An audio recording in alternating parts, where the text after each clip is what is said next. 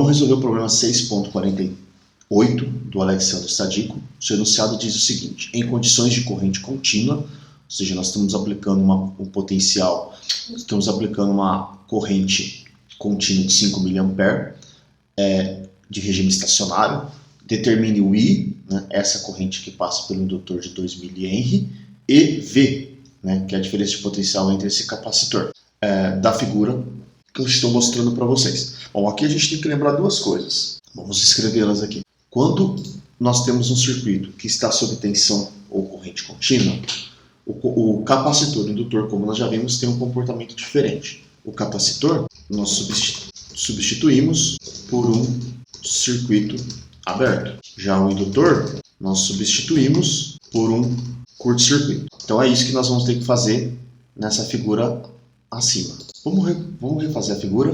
Está aqui a figura, onde nós vamos substituir o capacitor por um circuito aberto.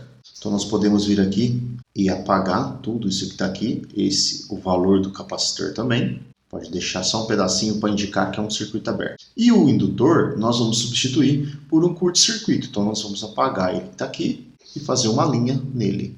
E aqui é a diferença de potencial, mantém-se, mais e menos V. Se esse ponto aqui é o positivo, é o mesmo que esse que está aqui, tá? Também é positivo. E esse é o negativo, é o mesmo que está aqui também, então é negativo. Então esse V, pessoal, é a diferença de potencial sobre esse resistor. Então se nós encontrarmos aqui a corrente que passa por ele no resistor, nós podemos aplicar a lei de Ohm, onde esse V que nós queremos calcular vai ser a resistência 20 vezes a corrente I.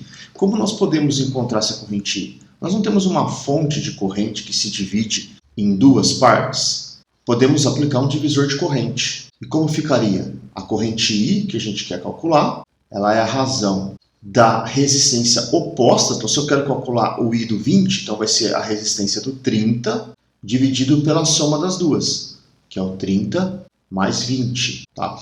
Bom, aqui eu vou ter o fator quilo, né? Mas o quilo de cima cancela com o quilo de baixo, né? E tudo isso vezes a corrente que a gente está aplicando, 5 mili. Quanto ficaria essa conta aqui? Vamos pegar a nossa calculadora. Então tá aqui a nossa calculadora. Nós temos 30 vezes 5. Eu vou esquecer o prefixo mili, porque meu resultado já vai dar em mili. Então vai ser 150 dividido por 50, que dá 3. Então a nossa corrente vai dar 3 miliamperes. Podemos reservar esse resultado. Vamos vir aqui, vamos guardar esse resultado, que a gente já vai usar ele em seguida, né? Só para destacar. Vamos substituí-lo para achar o V. Portanto, o V vai ser igual a 20 vezes 3, vezes 10 é menos 3, né? Que é o mili. Então dá 60, isso vai nos dar, só uma correção aqui, ó. Aqui é 20K, né? Aqui é 20K. Então se aqui é 20K, o que é esse K? É o 10 à terceira, né?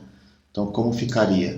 Ficaria 20 vezes 10 à terceira, tudo isso multiplicando 3 vezes 10 a menos 3.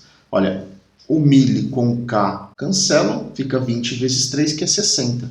Então, a diferença de potencial ela é 60 volts. Então, está aqui o nosso resultado. É um exercício bem tranquilo.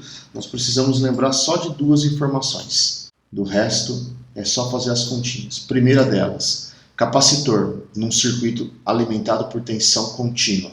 Nós substituímos por um circuito aberto, foi o que eu fiz aqui, e o indutor nós substituímos por um curto-circuito. Feito isso, você pode aplicar qualquer uma daquelas regras que nós já vimos.